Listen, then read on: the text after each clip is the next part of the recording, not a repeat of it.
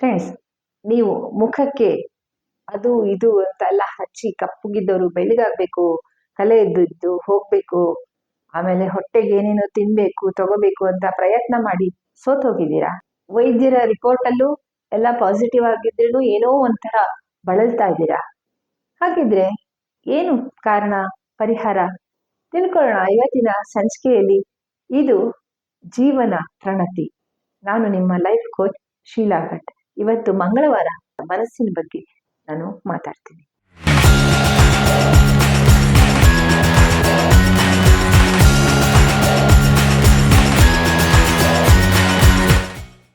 ಮನಸ್ಸು ಇದು ದೇಹದ ಅವಿಭಾಜ್ಯ ಅಂಗ.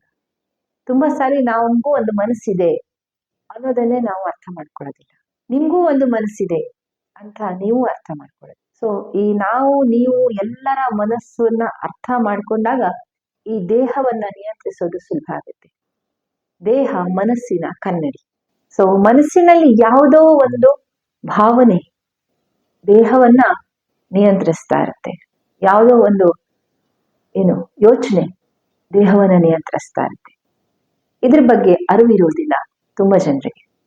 ಅದರಿಂದಾಗಿ ಅದನ್ನ ಹಚ್ಕೋ, ಇದನ್ನ ಹಚ್ಕೋ, ಅದನ್ನ ಮಾಡು, ಔಷಧಿ ಮಾಡು, ಈ ಔಷಧಿ ಮಾಡು, ಆದ್ರೂ ಸಮಸ್ಯೆಗೆ ಪರಿಹಾರ ಸಿಗ್ತಾ ಇರೋದಿಲ್ಲ.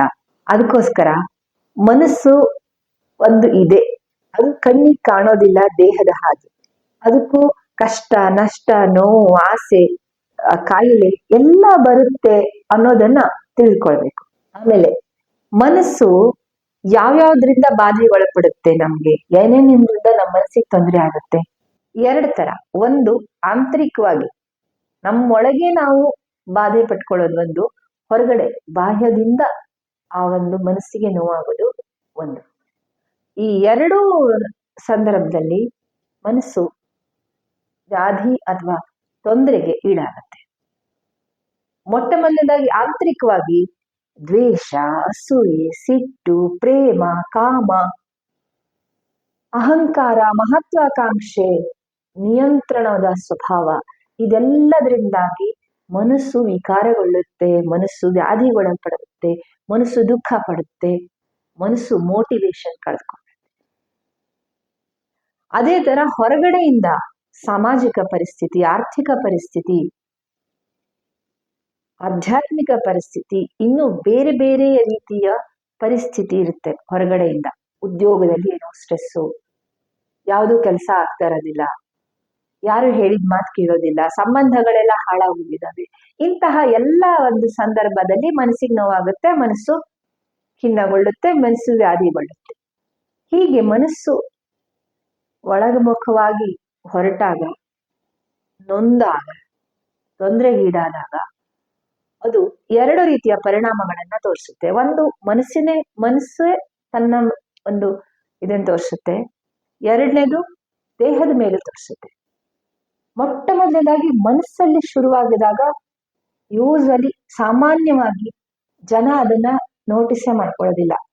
ನನಗೆ ಈ ತರ ತೊಂದರೆ ಇದೆ, ನನ್ನ ಮನಸ್ಸಿಗೆ ಈ ತರ ನೋವಾಗ್ತಿದೆ, ನನ್ನ ಮನಸ್ಸಿಗೆ ಸಿಟ್ಟು ಬರ್ತಾ ಇದೆ, ನನ್ನ ಮನಸ್ಸಿಗೆ ತುಂಬಾ ಅಸೂಯೆ ಅನಿಸ್ತಾ ಇದೆ, ನನಗೆ ನಿದ್ದೆ ಬರ್ತಾ ಇಲ್ಲ, ನನಗೆ ವಿಪರೀತವಾಗಿ ಏನನ್ನೋ ಸಾಧಿಸುವ ಹುಚ್ಚು ಹಿಡಿದಿದೆ, ನನಗೆ ಇನ್ನೇನೋ ವಿಪರೀತ ದುಡ್ಡು ಮಾಡುವ ಆಸೆ ಹುಟ್ಕೊಂಡಿದೆ, ಅಸ್ವಾಭಾವಿಕವಾದ ಕಾಮಕಲ್ಪನೆಗಳು ಶುರುವಾಗಿದ್ದಾವೆ, ಸದಾ ಕಾರಣ ಪ್ರೇಮವನ್ನ ಬಯಸುತ್ತೆ.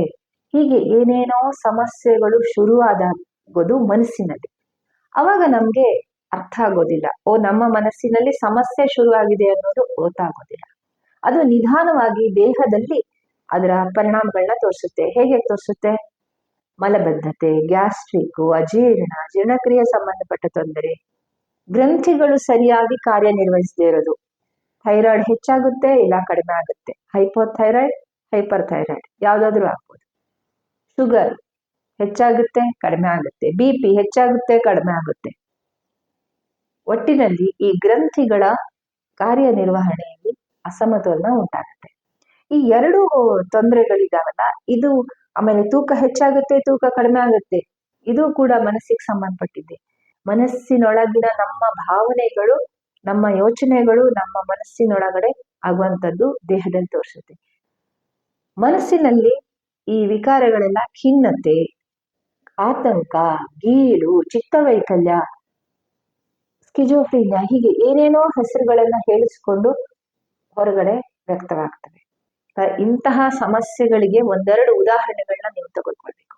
ನಮ್ಮ ಹತ್ತಿರದ ಸಂಬಂಧಿ, ನನ್ನ ತೀರ ತುಂಬಾ ಖಾಸಗಿಯಾದಂತ ಸಂಬಂಧಿಯೊಬ್ಬರಿಗೆ ಇಲ್ಲಿ ಈ ಭಾಗದಲ್ಲಿ ಒಂದು ತರ ತೊನ್ನು ಬಂಗು ಏನೋ ಹೇಳ್ತಾರೆ, ಅದು ಬಿಳಿ ಆಗ್ಬಿಡುತ್ತೆ.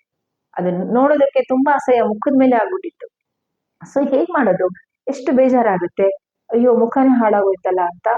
ಓಕೆ, ಅಂತ ಸಂದರ್ಭದಲ್ಲಿ ಅಲೋಪತಿ ವರ್ಕ್ ಆಗೋದಿಲ್ಲ ಅಂತ ಆಯುರ್ವೇದಕ್ಕೆ ಹೋಗ್ತೀವಿ. ಈ ತರ ತುಂಬಾ ಜನ ಅಲ್ಲಿ ಹೋದ್ ಕಡಿಮೆ ಆಯ್ತು, ಆ ಅಲೋಪತಿನಲ್ಲೂ ಕಡಿಮೆ ಆಯ್ತು, ಬಂತು.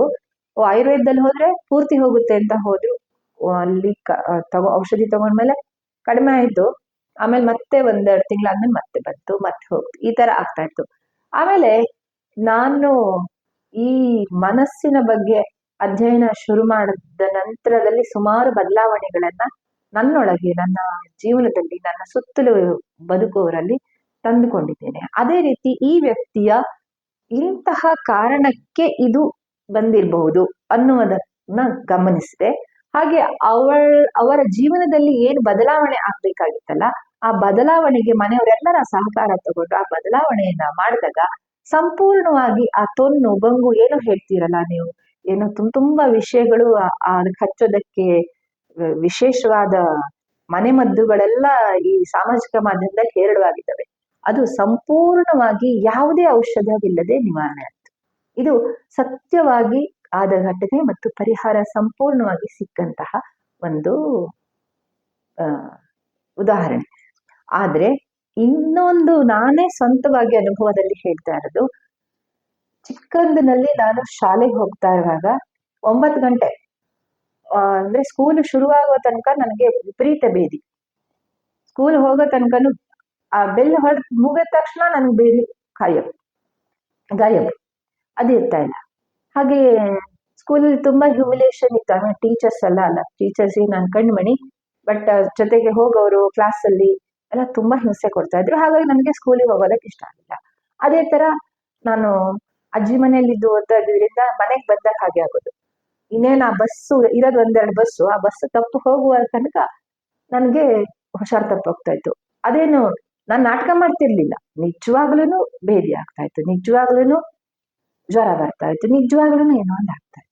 ಅದು ಆದ ತಕ್ಷಣ ಇಲ್ವೇ ಇಲ್ಲ, ಆ ಒಂದು ಹೋಗೋ ತಕ್ಷಣ ಕೂಡ ಖಾಲಿ ಆಗುತ್ತೆ. ಅವಾಗ ನನ್ಗೆ ಗೊತ್ತಾಯ್ತು, ಓ ನಮ್ಮೊಳಗಡೆ ಒಂದು ಏನೋ ಒಂದಿದೆ, ಅದು ಮನಸ್ಸು. ಆ ಮನಸ್ಸು ನಮ್ಮ ದೇಹವನ್ನ ನಿಯಂತ್ರಿಸುತ್ತೆ. ಸೊ ನಮ್ಮ ಮನಸ್ಸು ಎಲ್ಲಿವರೆಗೆ ಗಟ್ಟಿ ಇರುತ್ತೆ ಅಲ್ಲಿವರೆಗೆ ನಮ್ಮ ದೇಹ ಗಟ್ಟಿ. ಮನಸ್ಸು ಇಲ್ಲ ಅಂದ್ರೆ ದೇಹನೂ ಇಲ್ಲ. ಸೊ ಆದ್ರಿಂದ ನಾವು ಮನಸ್ಸಿನ ಕಡೆ ಗಮನ ಕೊಡ್ಬೇಕು ಅಂತ ಅದೇ 10-12 ವರ್ಷದಿಂದ ನಾನು 10-12ನೇ ವಯಸ್ಸಿನಿಂದ ನಾನು ಈ ಮನಸ್ಸಿನ ಬಗ್ಗೆ ಒಂದು ರಿಸರ್ಚ್ ಅನ್ನ ಮಾಡ್ಕೊಂಡು ಬರ್ತಾ ಇದ್ದೀನಿ. ಅದರ ರಿಸಲ್ಟ್ ಆಗಿ ಇವತ್ತು ನಾನು ನಿಮ್ಗೆ ಈ ಒಂದು ಸರಣಿ, ಈ ಒಂದು ಮಾಹಿತಿಯನ್ನ ಶುರು ಮಾಡ್ತಾ ಇದ್ದೀನಿ.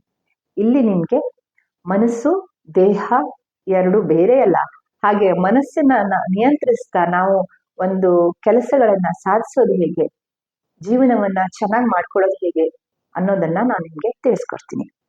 ಇನ್ನು ಲಾಸ್ಟ್ ಅಲ್ಲಿ ನಾನು ಫಸ್ಟ್ ಹೇಳಿದ ಹಾಗೆ ಈ ಒಂದು ಸಮಸ್ಯೆಗೆ ಹೇಗೆ ಸ್ಟೆಪ್ ಬೈ ಸ್ಟೆಪ್ ಪರಿಹಾರವನ್ನ ತೆಗೆದುಕೊಳ್ಬೇಕು, ನಾನು ಹೇಗೆ ಆ ತರ ನನ್ನ ಹಾಗೂ ಇತರರ ಜೀವನಗಳಲ್ಲಿ ಪರಿಹಾರವನ್ನ ಕಂಡುಕೊಳ್ತೀನಿ, ಅದನ್ನ ನಾನು ನಿಮ್ಗೆ ಹೇಳ್ಕೊಡ್ತೀನಿ. ಫಸ್ಟ್ ಆಗಿ ಮನಸ್ಸು ಏನ್ ಹೇಳ್ತಾ ಇದೆ, ಮನಸ್ಸಿನಲ್ಲಿ ಯಾವ ತೊಂದರೆ ಇದೆ, ಅದರ ಬಯಕೆಗಳೇನು, ಅದನ್ನ ಗಮನಿಸೋದು. ತುಂಬಾ ಸರಿ ಏನಾಗುತ್ತೆ, ನಮ್ಗೆ ಕೆಲಸ ಎಲ್ಲ ಬೇಡ, ಏನು ಬೇಡ, ಮುಚ್ಚಾಕೊಂಡು ಮನ್ಕೊಳ್ಳೋಣ ಅಂತ ಅನಿಸುತ್ತೆ. 1 ದಿನ 2 ದಿನ ಓಕೆ, 3ನೇ ದಿವಸನೂ ಹಾಗೆ ಅನಿಸಿದ್ರೆ ಅವಾಗ ಅರ್ಥ ಮಾಡ್ಕೋಬೇಕು ನನ್ನ ಮನಸ್ಸಿಗೆ ಏನೋ ತೊಂದರೆ ಆಗಿದೆ ಅಂತ.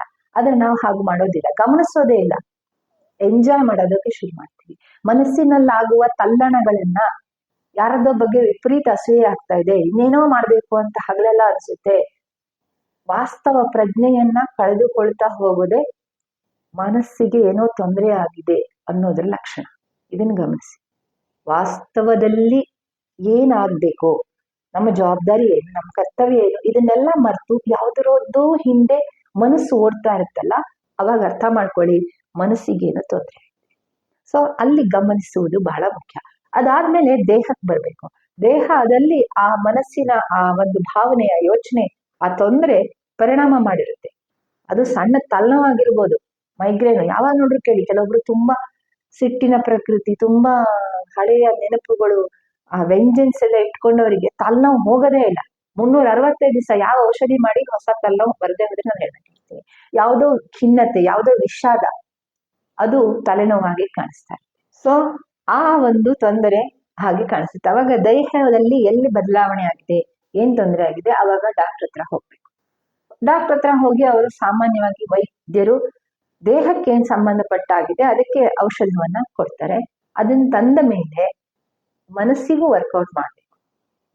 ಸ್ವಚ್ಛವಾಗಿರುವಂಥದ್ದು, ವಾಕಿಂಗ್ ಮಾಡುವಂಥದ್ದು, ಒಳ್ಳೆ ಆಹಾರವನ್ನು ತೆಗೆದುಕೊಳ್ಳುವಂಥದ್ದು, ಒಳ್ಳೆಯ ಜನರ ಜೊತೆ ಕಂಪನಿ ಇಟ್ಕೊಳ್ಳುವಂಥದ್ದು, ಪಾಸಿಟಿವ್ ಆಗಿರುವ ಎನ್ವೈರ್ಮೆಂಟ್ ಅನ್ನ ರೂಢಿಸ್ಕೊಳ್ಳುವಂಥದ್ದು, ಸ್ವಚ್ಛವಾಗಿರ್ಬೋದು, ಸುತ್ತಲೆಲ್ಲ ಸ್ವಚ್ಛವಾಗಿ ಇಟ್ಕೊಳ್ಳುವಂಥದ್ದು. ಸೊ ಈ ತರ ಮನಸ್ಸಿಗೆ ಖುಷಿ ಆಗೋದು, ಮನಸ್ಸಿಗೆ ಏನ್ ಬೇಕು ಅದನ್ನ ಕೊಡ್ತಾ ಹೋಗೋದು, ಮತ್ತು ದೇಹಕ್ಕೆ ಡಾಕ್ಟರ್ ಕೊಟ್ಟಂತ ಔಷಧಗಳು, ಟಾನಿಕ್ಗಳೆಲ್ಲ ಸರಿಯಾಗಿ ತೆಗೆದುಕೊಳ್ಳುವಂಥದ್ದು, ಇದನ್ನ ಮಾಡಬೇಕು. ಈ ರೀತಿ ಹೋಲಿಸ್ಟಿಕ್ ಆಗಿ ಸಮಗ್ರವಾದ ಚಿಕಿತ್ಸೆಯನ್ನ ಕೊಟ್ಟಾಗ ಆ ಮನಸ್ಸು ಖುಷಿಯಾಗುತ್ತೆ, ದೇಹವೂ ಖುಷಿಯಾಗಿರುತ್ತೆ, ಆರೋಗ್ಯವಾಗಿ ಆನಂದವಾಗಿ ಯಾವಾಗ್ಲೂ ಏನನ್ನಾದ್ರೂ ಸಾಧಿಸೋದಕ್ಕೆ, ಚೆನ್ನಾಗಿ ಬದುಕೋದಕ್ಕೆ, ಖುಷಿಯಾಗಿರೋದಕ್ಕೆ, ಈ ಕ್ಷಣದಲ್ಲಿ ಇರೋದಕ್ಕೆ ಸಿದ್ಧವಾಗುತ್ತೆ. ಸೊ ನೀವು ಏನಾದ್ರೂ ಸಂತೋಷವಾಗಿರ್ಬೇಕು, ಬ್ಯೂಟಿಫುಲ್ ಆಗಿರ್ಬೇಕು. ಇನ್ನೊಂದು ಹೇಳ್ಬಿಡ್ತೀನಿ, ನೀವು ಯಾವಾಗ ಈ ರೀತಿ ವಾಸ್ತವದಲ್ಲಿ ಮನಸ್ಸು ದೇಹಗಳ ಬಗ್ಗೆ ಸಮಗ್ರವಾಗಿ ಚಿಕಿತ್ಸೆ ಮತ್ತು ಕ್ರಮಗಳನ್ನ ತೆಗೆದುಕೊಳ್ತಾ ಬರ್ತೀರಾ, ಅವಾಗ ಲುಕ್ ಕಾಣೋದು, ಯಂಗ್ ಕಾಣೋದು, ಪಾಸಿಟಿವ್ ಆಗಿ ಕಾಣೋದು, ಅದೆಲ್ಲ ಏನು ನೀವು ಹೊಸದನ್ನ ಇಂಪ್ಲಿಮೆಂಟ್ ಮಾಡ್ಬೇಕಾಗೇ ಇಲ್ಲ. ಆಲ್ರೆಡಿ ನಿಮ್ಮಲ್ಲಿರೋದು ಹೊರಗಡೆ ಚೆಲ್ಲುತ್ತೆ. ಇದನ್ನ ನೀವು ಗಮನಿಸ್ಬೇಕು. ಮುಂದಿನ ವಾರ ಇದೇ ತರಹದ ಮನಸ್ಸಿಗೆ ಸಂಬಂಧಪಟ್ಟ ಬಹಳಷ್ಟು ಮಾಹಿತಿಗಾಗಿ ಕಾಯ್ತಾ ಇರಬೇಕು. ಇದು ಜೀವನ ಪ್ರಣತಿ ವಾಹಿನಿ. ನಾನು ನಿಮ್ಗೆ ಮಾಹಿತಿ ಕೊಡುವಂತಹ ಶೀಲಾ ಭಟ್, ಲೈಫ್ ಕೋಚ್. ಸಿಗ್ತೀನಿ ಮುಂದಿನ ಸಂಚಿಕೆಯಲ್ಲಿ. ದಯವಿಟ್ಟು ಲೈಕ್ ಮಾಡಿ, ಶೇರ್ ಮಾಡಿ, ಸಬ್ಸ್ಕ್ರೈಬ್ ಮಾಡ್ಕೊಳ್ಳೋದಕ್ಕೆ ಮರಿಬೇಡಿ. ನಮಸ್ಕಾರ.